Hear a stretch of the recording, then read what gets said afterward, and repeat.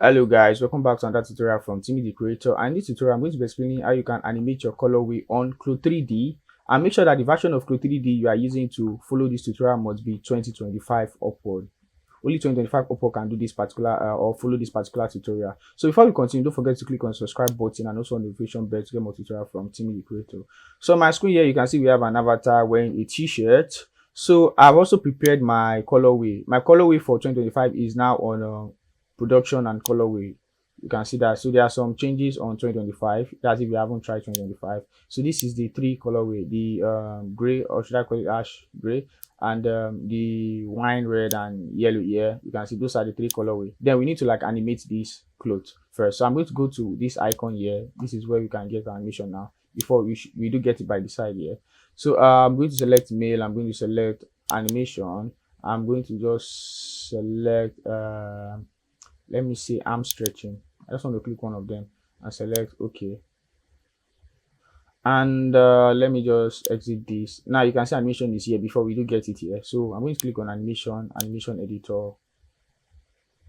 Even our 2D 3D viewport is showing too. So let me see how long is the animation. This is about 296. So I need to drag this thing also. You need to drag this thing to the end of the to this point here where your animation clip is going to stop, or else you will just record and it will stop at where that icon I drag now will stop. So I think that's it. So the next thing I'm going to do is to make sure that we are on animations table. So I'm going to click on the drop down here and click on animations table. Let it load. Yeah, you can see we have 5 here. So I'm going to record this animation and then we'll go to the part of how we can keyframe our colorway on CLO 3D so that we can animate our colorway during the animation.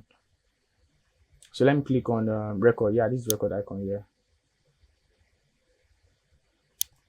Okay, so I'm done animating the clothes or the t-shirt. So this is it. You can see this. This animation is not even from CLO 3D. I use MIXAMO to CLO 3D to convert MIXAMO animation, to CLO 3D. Yes, converting MIXAMO animation to CLO 3D. You get, because you might not get this, or you will not get this on CLO set. So the whole body movement was gotten from MIXAMO. But anyway, that's just by the way. So I'm going to put the link to the tutorial on how you can convert MIXAMO animation to CLO 3D, and then you can use it for your own personal animation on CLO 3D. So you can see this. So okay, we are good to go. So let me I don't want to start from here, so I'll probably start from 30 now. So let's say I'm going to start from frame 30. I'm going to click on this add animation here, and then we are going to select colorway. You can see that.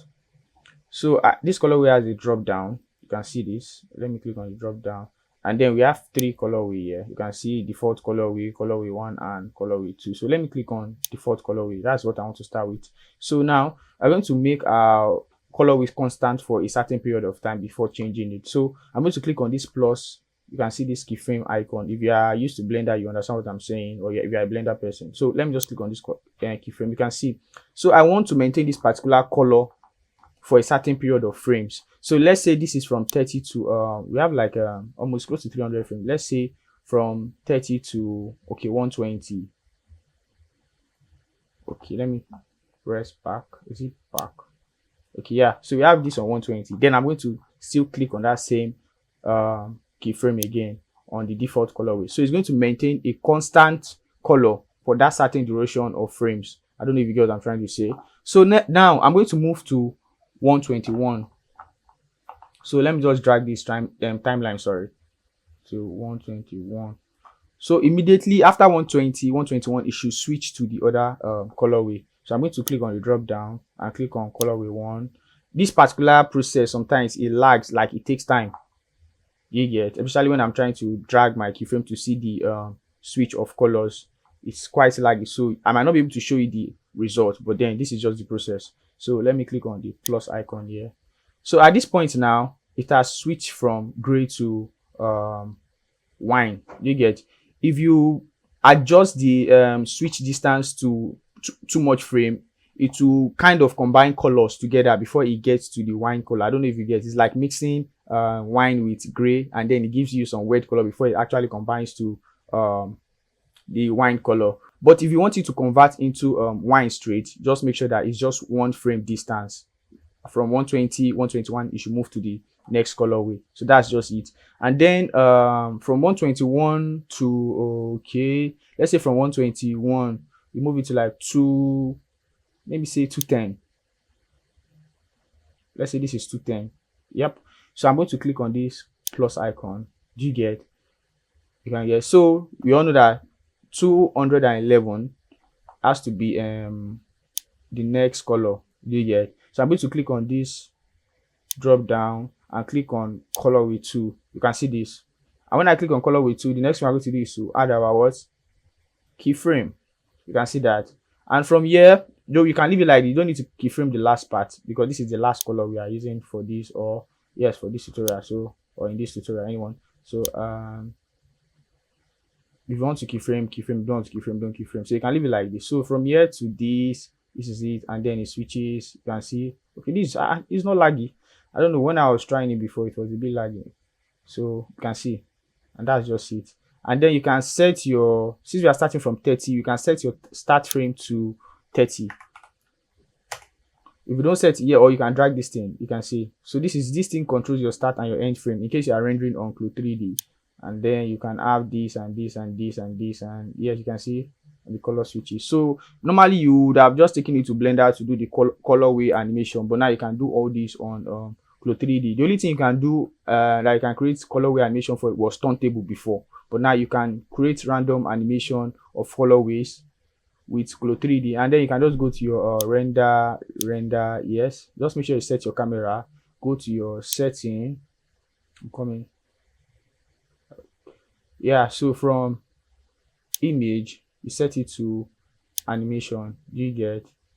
And instead of entire region, we're going to set it to play region. So your play region is from your start frame to your end frame. It's going to render from that.